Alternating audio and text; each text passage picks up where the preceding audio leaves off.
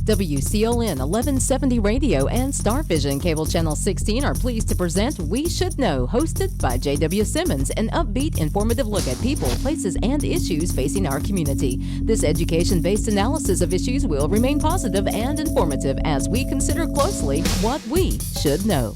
Ladies and gentlemen, welcome back. Thank you for being with us today. We Should Know is on the air each and every Tuesday, 2:30 p.m. to 3:30 p.m. Coming to you on Star Communications, Channel 16. Also, we're simulcast on WCLN Radio. Also, there's a summation in the Samson Weekly newspaper. We thank you for being with us this week. Also want to very quickly thank you for your commentary from our show last week. I really appreciate your comments, and also very much appreciate the emails at weshouldknowedu@gmail.com. That's weshouldknowedu@gmail.com. That gives us some ideas about what you want to learn and hear more about. Today, we're going to be talking about a very serious impacting substance that is occurring in our society, not only in this area, but in the state and in the country. And that's substance abuse and substance abuse issues. We have with us Mark Peck, who is a substance abuse counselor. Mark, you also have experience, a retired Air Force First Sergeant in the Air Force, joined when you were 18 years old. And also you have, what I found was interesting, not only were you a coach, a varsity wrestling coach, but you amassed a 129-85 record winning in Eastern North Carolina Conference titles. So you've had an interesting track record, and now you're a substance abuse counselor with the academic credentials to back that up at Waynesboro Family Clinic in Goldsboro. I want to start a conversation, Mark, with this. Addiction and what that means to different people mean different things. Help us understand what addiction is, what you from where you've been, from what you do on a daily basis, and how we need to view the word addiction and how we need to understand the definition of that. Yeah, that's a good question. Addiction oftentimes lies under the surface. People are unaware that they're really addicted. It usually starts with maybe social experimentation, going out, social parties. Like for instance, I'll use alcohol for instance. You go out and you have a few drinks, and then you have a good time. You don't really get into the withdrawal symptoms or the hangover, and then you repeat that episode next weekend, and then you notice that the following week you decide you run off and you get you maybe a 6-pack or something. You start drinking that, and what you begin to see is an increase in consumption. And addiction really takes root is when you are increasing your consumption to achieve the desired effect. That's where you're really getting into the addiction realm. That's called increased tolerance. Your tolerance begins to increase. Another thing is you begin to experience withdrawal symptoms in the fact of, like headaches, sleep patterns are disrupted. And what I think happens often is people think that they can experiment with this drug, but really what's going on is a rewiring of the brain and the neurotransmitters in the brain and the release of dopamine and serotonin. So where addiction really gets its root is it begins to take over the senses, the urges. And so now you begin to see behavioral triggers that cause the drinking in this case. And so addiction really kind of takes root is where the person consuming the alcohol becomes out of control. In other words, the urges are overwhelming. They can't do their daily functions. They find themselves drinking and driving. That's a big warning sign. When you're willing to get behind the wheel after consuming alcohol and put other people's dangers in harm's way, is a very dangerous thing, and that is certainly a sign. And oftentimes that's associated with a DUI conviction or someone's pulled over drinking. So that's kind of the progress of addiction, is when you start and when you get to that point and it's beginning to impact the relationships and you're beginning to see legal consequences. and then you still refuse to, stop that habit. Their addiction really takes root, and that's, where it really becomes, destructive to families and society. One of the things that I think is important also that has been noted in literature is that addiction, as you just explained, oftentimes we minimalize it with certain substances, and with other substances, it's almost like we look at it as horrific. But you mentioned alcohol, another addiction that's been around a long time here in North Carolina and been very profitable.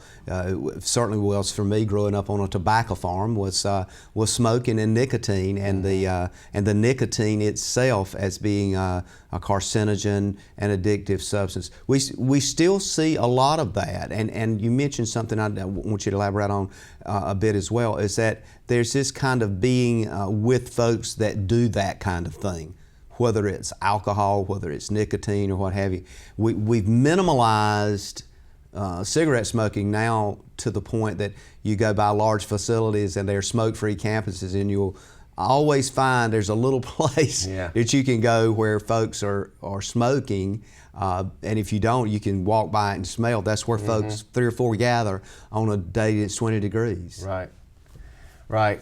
That's interesting. When I was, a lot of us substance abuse counselors have a background. I was raised in a family that alcoholism and addiction to caffeine and drugs existed, and so that was kind of like the catalyst, as I look back, to bring me where I'm at today and what I do. But I remember my mother taking me to an Alcoholics Anonymous chapter, and I remember thinking to myself, okay, these folks have quit drinking, but on the break they all go out and chain smoke and drink pots of coffee. I remember saying, Mother, aren't they still killing themselves, with these, So I do see your point on minimizing certain drugs and even glorifying sometimes the other drugs. And so it's all a problem. This country has a $700 billion problem annually. Now that encompasses the impact that drugs have, alcohol, all the illicit drugs, and then even caffeine and nicotine has on our economy each year. So that's a major problem that we have in our society. So it's something that about $300 billion of that is earmarked for cancer, is a consequence of addiction to tobacco, nicotine, and things of that nature. So we think that illicit drugs and alcohol is the overwhelming problem, but it is a lot of these other substances that we may overlook in our society that's having a major impact economically.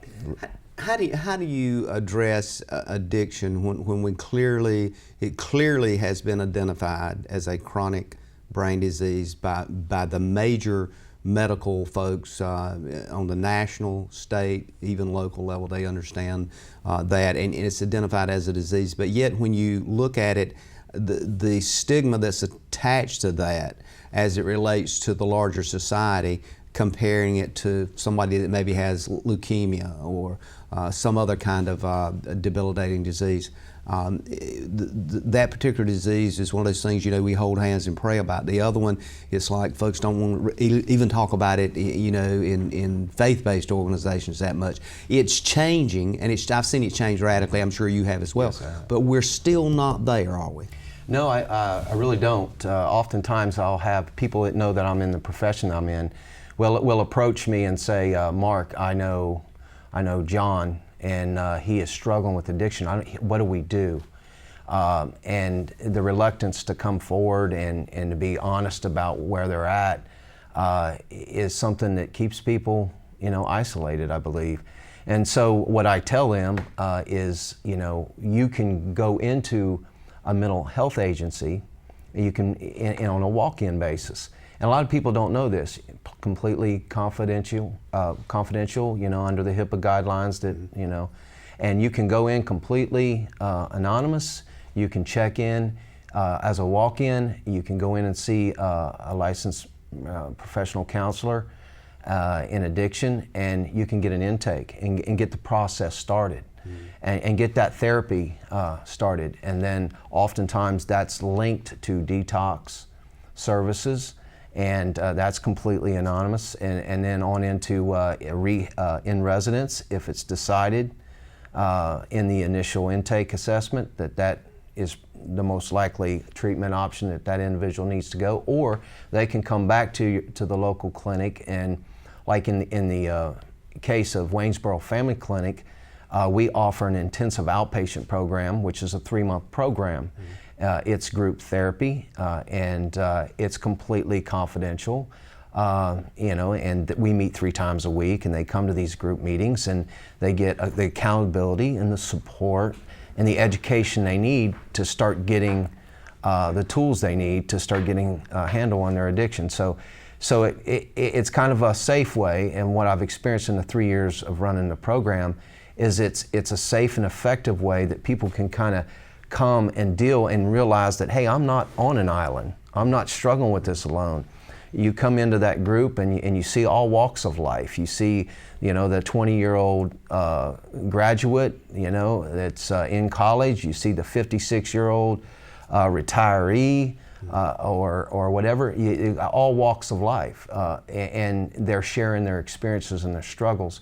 And there's liberation in that, I think, and support to where these people can be freed up and realize, hey, I'm not alone in this, and this is actually more common than the stigma might have attached to it.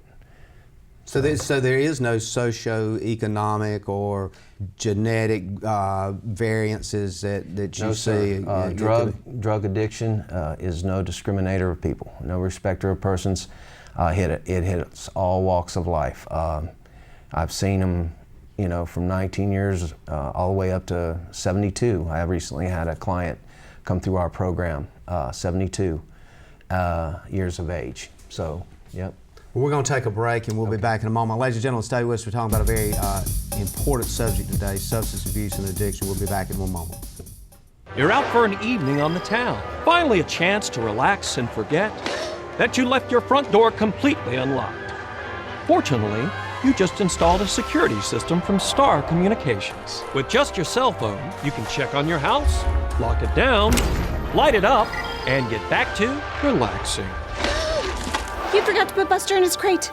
Unfortunately, we can't help with that. Security and automation from Star Communications. Call today to find out more.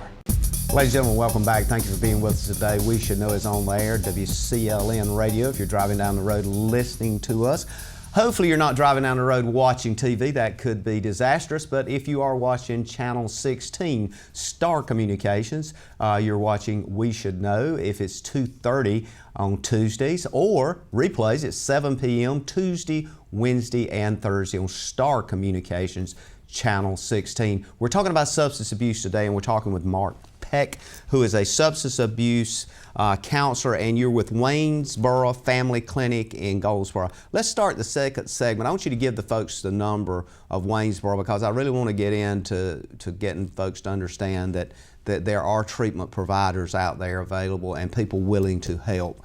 Oftentimes folks don't realize, if they're going through this, that there's folks willing to help. So Waynesboro Family Clinic, Don Hall is the guy. Don Neal. Don Neal is the guy that owns and operates that. And Don Neal very much, I think, wants to make sure folks knows that the facility's there. And you work very closely with a lot of psychiatrists, that a number of those are on staff there as well. So it's a pretty huge operation. Yes, sir. Well, I'll start off with the number. It's 919-734-6676. And I think I mentioned in the first segment is often people come up to me that know what I do for a profession and say, Mark, I know such and such, and I think they got a problem. What do we do? Where do we start? And honestly, it can start with a phone call to that number. Mm-hmm. And so once you make a phone call with them, you don't even really have to make an appointment. You can actually walk in. What they will advise you if you ask them about their detox services all it's required for detox services is that you show up 8 o'clock a.m. Monday through Friday, and you have a change of clothing, 3 days change, and some toiletries to go with it. And you can become a walk into that clinic, say you're here for detox, and they have specialists that will screen you and get you a bed, get you lined up either through Greenville Port, there's detox in a Hosky, but that process can just start that quick, and that they will process you. You can go off the detox. Now, before you go off the detox, you will have to see a licensed professional counselor, addiction specialist, and they will do an initial intake and referral to detox, and then that process gets started. You go off to detox, you come back from detox, and you'll follow up with your therapist, and then you can be linked to other services as required. So basically, coming back around to the what you said initially, it can start with just a simple phone call, and you can just show up as a walk-in. Well, and I know I spoke with Don Neal prior to you coming over here. This number I think is very important, and I'm going to give it out again. It's 919-734-6676. That's 919-734-6676. It's critical that folks understand that there's no, and I'll use the word stigma, but if there's an issue and they need assistance, this is somewhere that they can go. How strong is that stigma thing that keeps people away from assistance? Is that something you see every day, that folks wait to almost to the point that they're non-functionable? Yeah, I think that is a danger. And in our conversation today, I would just like the folks out there to know that the earlier you get help, the better off your chances for recovery. And so the stigma attached can keep people away from treatment, can keep the embarrassment of it. But we have measures in place to protect the confidentiality of the client. Our owner and CEO, Don Neal, we meet with collectively each week, and we discuss case scenarios and ethics and stuff. And I will say that our agency that's one of the things that we put paramount at the front, and that's protecting our clients' confidentiality.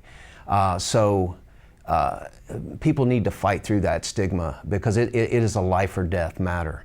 And if they feel that they have a problem, they probably have a problem. There's two things I want to kind of toss on the table too, that if we could touch on this segment, is this idea of comorbidity, that there's oftentimes 2 or 3 different things going on, and that you sometimes have to look at that a piece at a time to figure out what the total picture is. And the other part of that I'd like for us to touch on too is that we're seeing so many of our, and I'm going to call them heroes, our heroes returning from the Middle East and other places, that's carrying a tremendous psychological load. And oftentimes they need this kind of assistance, that they need this kind of way of relating. And you, as a retired military personnel, I'm sure they would be in comfortable zone working with you at Waynesboro. So let's first of all go back to that original kind of thing and talk about it in the sense of what you're seeing and the comorbidity piece of that. Meaning by that word just simply meaning there's other functionality issues, and this may be the thing you see, whether it's alcohol or whether it's some other kind of drug that is being abused. And I use alcohol simply because it's an accepted drug, but there's other things going on. Talk to us about that. Okay. First, I'll kind of clarify comorbidity. Yep. That's also labeled as co-occurring disorder, and that means that the client has a mental disorder and a substance abuse disorder. And oftentimes, the actual substance can induce a mood disorder. And the DSM-5, which is our manual for diagnostic or diagnosing disorders, has in the addiction area induced disorders for each drug. So it's an important thing to keep in mind. You may be experiencing symptoms of anxiety and depression, but they may be induced by the drug itself. And so, but we do see an increase in co-occurring disorders, especially into the IOP program. It becomes where it used to be just a particular drug. Now it's an anxiety disorder, a mood disorder, depression, major depressive disorder, and the substance abuse disorder. So it is becoming all the more common. I think what's important to do is when that presents itself is to attack one at a time. If you know, and you mentioned our military folks coming back from the theater, it's often times that our you know, our veterans or our folks coming back have experienced a traumatic incident, and oftentimes that's diagnosed with what's called post-traumatic stress disorder, PTSD. And so what that individual will do is they'll come back into their family and they'll reconstitute, which is an adjustment because they've been gone, they've been in a survival mode, and they haven't gotten any help with experiencing the emotions and processing actually what happened in theater. And so they come back into the family and they try to reconstitute and just fit right back in. And what they find is stress. A lot of times a person struggling with the PTSD, they'll be quick to anger. They won't understand where the anger's coming from. They'll have anxiety attacks. And so what often unfortunately happens is they begin to self-medicate through the use of marijuana or through alcohol or something. And even more so today, one of the growing abuses is the over-the-counter opioids or painkillers like Oxycontin, oxycodone.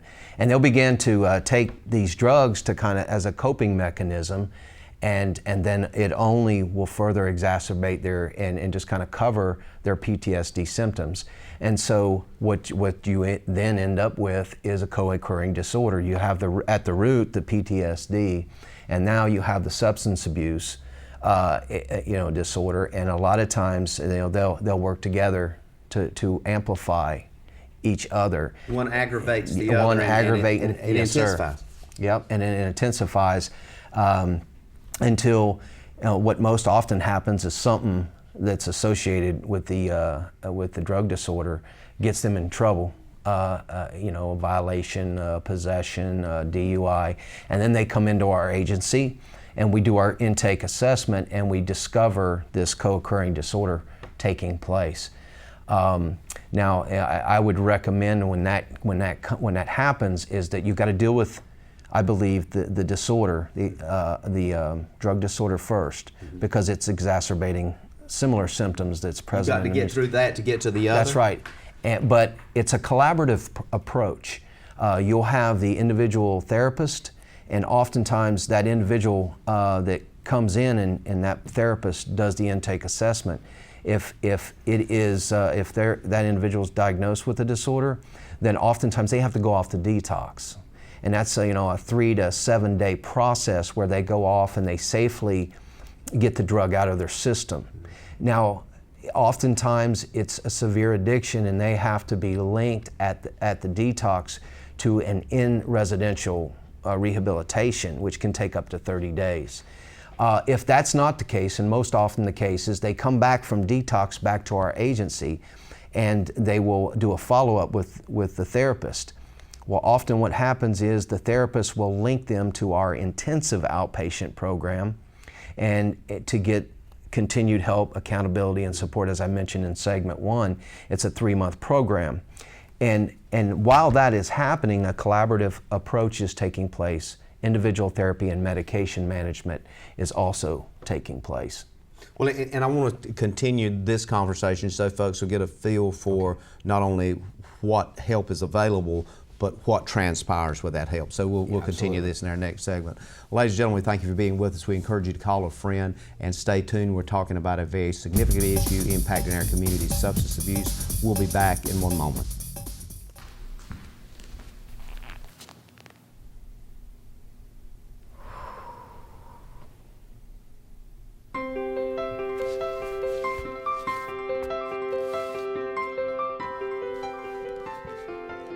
Whether it's video, voice, internet, or cellular, Star Communications connects you to the things you love. It's what we do and have done for over 50 years. Star Communications, your local technology company. Ladies and gentlemen, welcome back. Thank you for being with us. Thank all those folks at WCLN Radio for mentioning our show each and every week. We try to market as much as we can who our guest is going to be, and a lot of the folks down there, to include Robert Stroud with the Boogie Shoes Radio Network, the Gospel Hour with Wayne Weeks, and of course Nicole with the Country Store. Those folks mention our show each and every week, so you will know when we're airing, and for the most part try to give you a subject that we'll be talking about, so you can go ahead and set your DVR if you're watching Star Communications Channel 16. I mentioned the Morning Crew, Grandpa, Nolan Z, and the Old Man in the Morning, and of course Tommy the Fly in the afternoon. Tommy Elliott does a great job in mentioning the show as well. So we're talking today about substance abuse, and we're talking with Mark Peck, who's a licensed substance abuse counselor over at Waynesboro Clinic in Goldsboro. The number at Waynesboro Clinic, I want to give that out again, Mark, before we start. It's 919-734-6676, 919-734-6676. Let's get back to this subject, and I wanted to get in as, again, time goes fast, but I want to talk about this issue of not only the co-occurring kinds of diseases that's going on, the fact that we are dealing with a disease, but also the data is showing an increased number of younger folks. When I say younger folks, teenagers, high school students, folks in college, and the term comes to mind, gateway, when we see alcohol, even marijuana, gateway. That word just simply means does it tend to move folks to stronger drugs? Talk to us about what you're seeing from your professional perspective. Yeah, the gateway drug that is probably what I heard growing up, it was marijuana. But gateway just means it provides a gate into more destructive, more addictive drugs. And oftentimes we get into the high school, even middle school today, we see experimentation with drugs. And young folks begin to try things like smoke marijuana or have a couple alcoholic drinks. And this sets in motion that dangerous, addictive track, because what will begin to happen is the neurology of the brain will begin to to rewire itself. Remember, I talked about tolerance, and so what will begin to happen is they'll smoke a blunt, and all of a sudden they don't experience that euphoria, that release of dopamine in the brain, that sense of pleasure, and so they smoke 2 blunts. And so you see that increased usage. And soon, for the lack of a better term, they become desensitized, or they drink a couple beers and now it's not having the effect. So a lot of times in that case, your inhibitions, your ability to reason, which is controlled by your frontal lobe of your brain, you begin unable to reason and make wise decisions and think about the consequences. So in those environments, comes along, maybe an Oxycontin, oxycodone pill, or some heroin or some cocaine, and your inhibition down. You're seeking a higher sense of pleasure. You take that more potent drug, and you experience that high, and so then that high, you get used to that little bit of amount, and it opens up to another world. And it's all based on a lie that you're going to get that sense of pleasure and not have any consequences or experience any side effects. And then what that does is that captures the person, captures the individual, and addiction takes root. and you see increased usage to achieve a desired effect, and then that ultimately leads to some kind of legal consequences, relational consequences, and then addiction takes root. Yeah. Are there certain, quote, addictions, and if you've mentioned alcohol, cigarettes or nicotine, those kinds of things, that's considered socially acceptable that are addictions, and then there's those addictions that are not socially acceptable, which may be black tar heroin or crack cocaine or whatever. It seems to me that there's a trend in this country of moving marijuana more into the socially acceptable range, especially as you have some states that has approved marijuana's use as being legal in the state, not necessarily on the national level, but on the state level. Where are we going with that, and where's the turning point, and how does a person recognize, well, I have crossed that line of addiction, I am an addict, that maybe can't stop with, as you mentioned a while ago, maybe one beer. They got to drink a half a case. Where is that line, and how do you advise people as a counselor to say, look, you crossed that line a long time ago? Well, I think the answer to that is education. This political push of marijuana, irregardless of what side of the aisle you're on, what the clinical research shows is that there is a process in the brain that is taking place with the use of marijuana, with any drug that affects the central nervous system. And so that is only going to open doors. The answer, of course, is abstinence, and education. And if people, I think, understood more what is actually going on within their body and in the brain, and were educated on the potential consequences, then I think they would be more or less apt to want to infuse the acceptance of drugs into our society. And this kind of touches a sensitive area.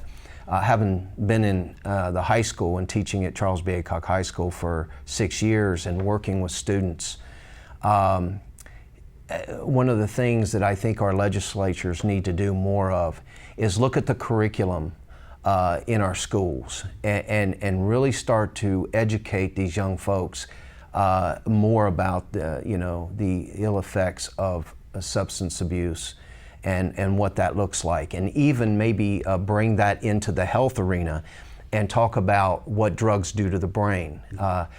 What is the addicted process? How does this take place?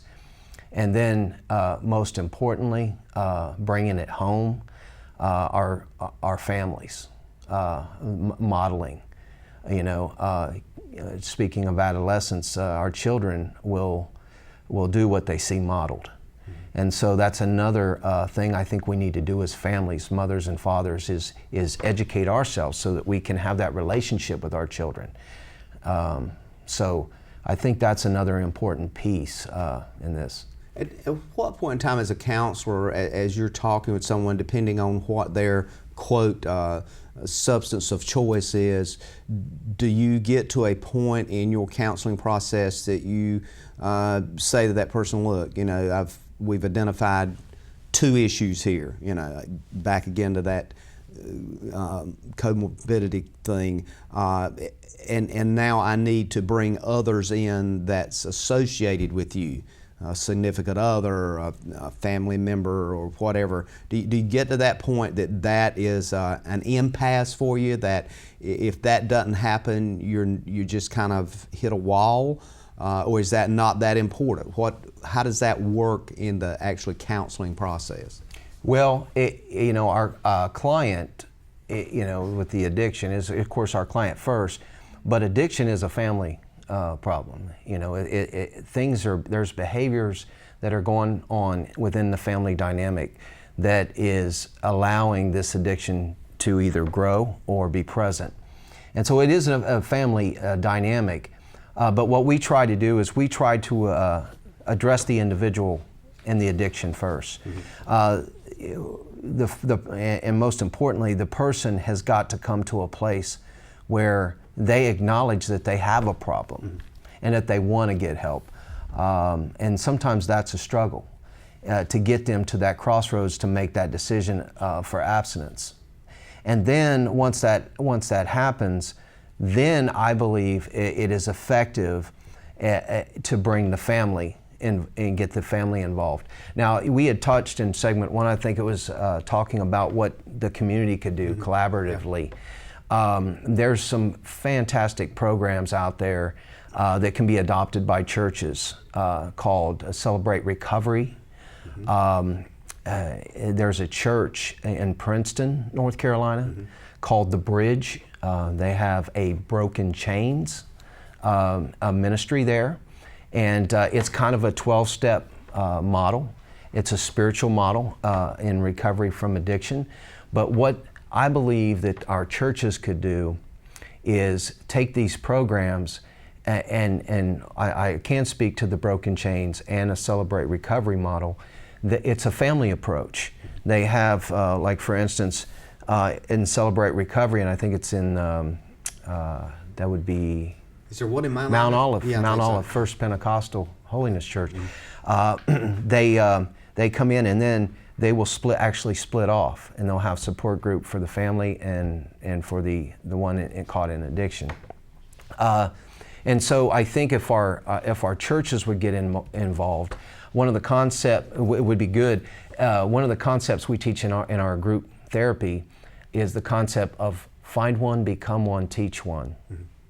It's that accountability measure that once you have learned what it takes to overcome your addiction, one of the great ways to maintain your sobriety and recovery is to get involved in helping others get and maintain theirs.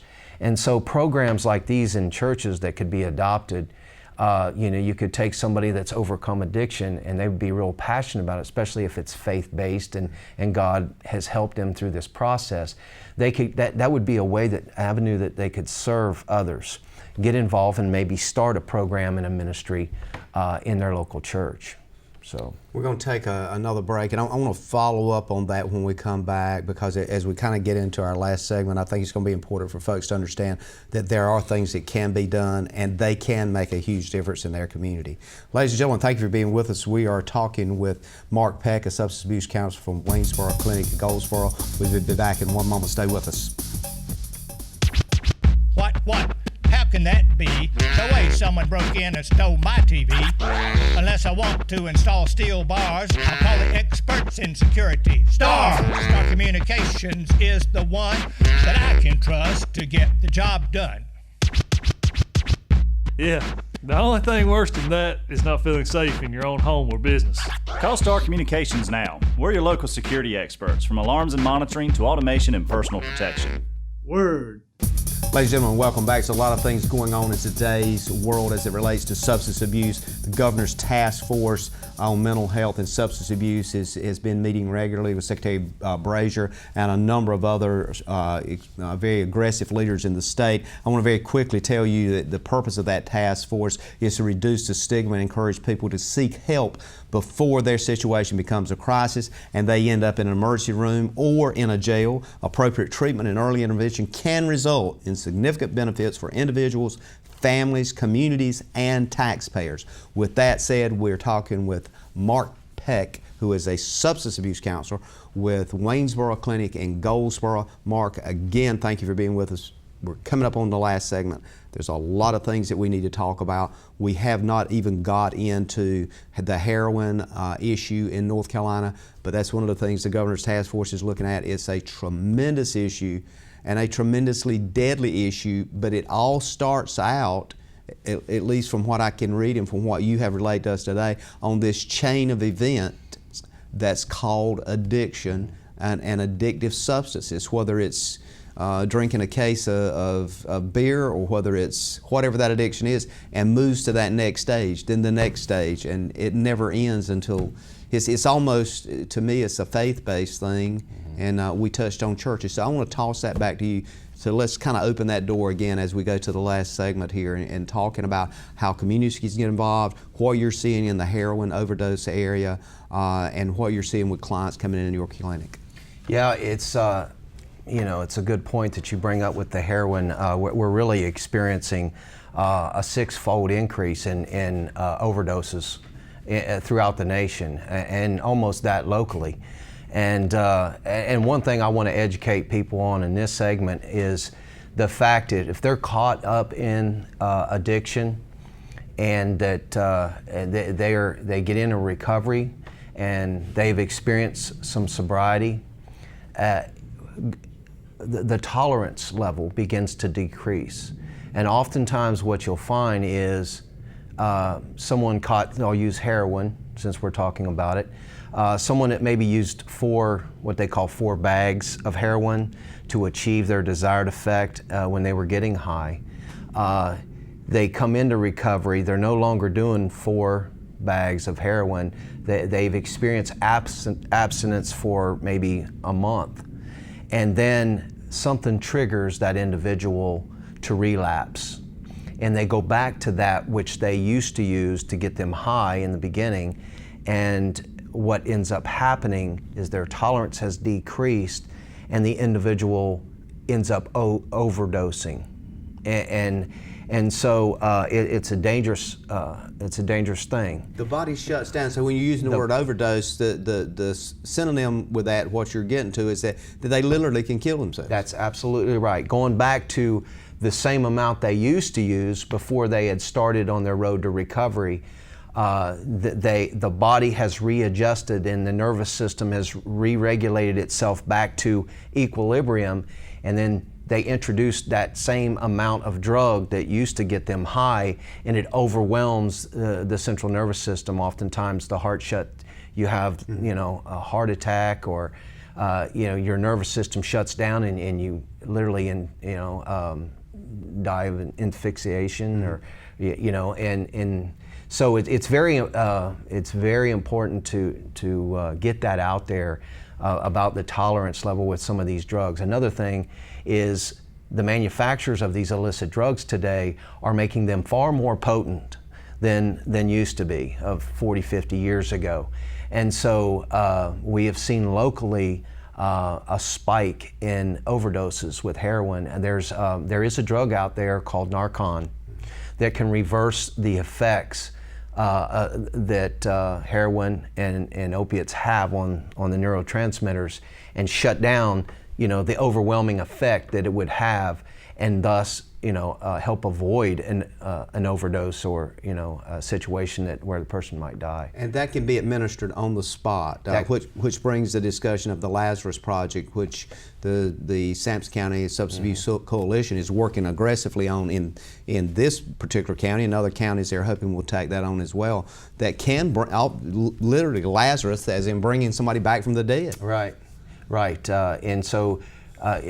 In my professional view, it would be a good idea for maybe our law enforcement officers or first responders, and they probably do at this point, have access to that, to that drug. But going back to also the spiritual element, in something we mentioned last segment, I think really our church is getting involved, and our people getting educated because I believe that addiction is a spiritual condition. That's just my, I don't put that on some, but that's my view. We really do approach that in our group therapy. I kind of use the analogy of everyone's got a soul, and I draw a heart, and on that soul is a chair, and that chair must be occupied. It will be occupied by something. What's ever on that chair of our soul controls our thoughts, our emotions, our behaviors, our actions, our checkbook. And so what I teach our clients is we need to take inventory and look at what's on that chair. And I believe the founders of the 12 Steps would say what belongs on that chair is God.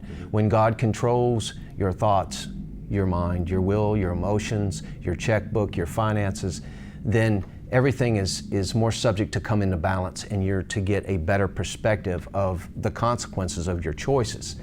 Versus when your drug is controlling your life, it's more temporal, it's more instant gratification, it's more not looking at the long-term effects, addiction cycles that might be modeled in the family and the consequences on your children and your children's children. And so I believe it's very important to look at addiction from a spiritual lens. I think it's a good example, and it seems to me what I hear you saying is that the addiction itself is kind of like that claymore mine or that grenade in war that literally explodes and destroys not only the person but everything around it. Which again is, if you look at evil and you look at it from a religious point of view, that's what actually evil wants to do, is destroy what God created. That's right. It's all a perversion of the lie. It's the same. It's the same thing that your drug does. In the addicted brain, it promises you a fix that's going to solve all things. It's going to give you a coping mechanism. I just need this to just get the edge off. Well, it's all based on a lie. It's not going to get the edge off. As a matter of fact, it's going to make the edge worse, and it's going to exacerbate itself. So you're right. It all just kind of cycles downward, and it's all based on a lie versus truth. Mark, when we look at it from the sense of justification, how do we educate folks to understand that if it's alcohol, if it's too many, if every weekend you have to start out with a 6-pack and end up drinking 3 or 4 6-packs to get through the weekend, and you compare that with marijuana, and you got to have marijuana. How do we get folks to understand that both of those issues are addictive substances?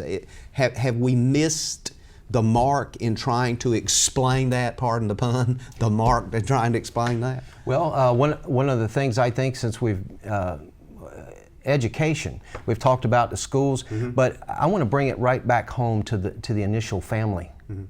It's the family's responsibility. It's the mother and the father to raise up their children and teach them. That's no guarantee, but they should model, and they should teach, and they should educate their children. And then locally, like our churches, can talk about these issues. Openly. Talk about these issues, maybe incorporate that addiction more into into the sermons or the things that are preached or taught locally in the local church.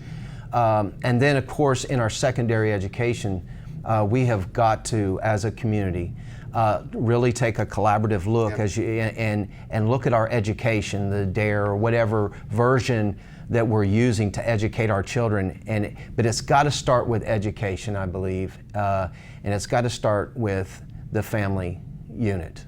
When we look at it from that perspective, it truly becomes somewhat of a cause and effect kind of issue. However, there are literature out there that discusses the genetic predispositions to addiction, that some folks may have a geno that's more likely to be receptive to if you use an alcohol or cigarettes and then move into other kinds of addictive substances. Do you see that in your practice over at Waynesboro? Absolutely. There is genetic disposition. When we do the assessment intake, we capture all that history to see if there's any indicators of a potentially genetic factor that has led to addiction. But really, it's when you choose to go down that path of drug use, it's really like playing the Russian roulette and spinning the revolver. You may have that predisposition, or you may not, and that's why education I believe is so important. I think education, and not only being the key, but I want to kind of wrap here and give you an opportunity to speak to the question of, at what point in time does a family or a person, is there a point in time you just give up and say, you've done everything that can be done? Is there an inroad that nothing else can be done for an individual? Well, I think that point brings up an important word called enabling. A lot of times people think that, I got to get his drink, or I got to get his drug, and the process of enabling is taking place. And what I would say is, if continued drug use is still happening and enabling is still happening, nothing's going to happen. Continues to go down. It's the cycle, and sometimes you have to you have to draw that line in the sand and practice that tough love. And it can be, as you said, it can be alcohol, it can be marijuana, it can be any kind of either legal or non-illegal substance. That's right. That is the addictive value. Right. So I want to thank you for being here, and again I want to thank Don Neal, the CEO and owner of Waynesboro. Also thank you. That number is 919-734-6076. Ladies and gentlemen, thank you for being with us today. We've been talking about a very interesting subject. I know we didn't cover all the areas. Be looking for your comments and reviews. Look forward to seeing you again next week on the radio, and may God bless.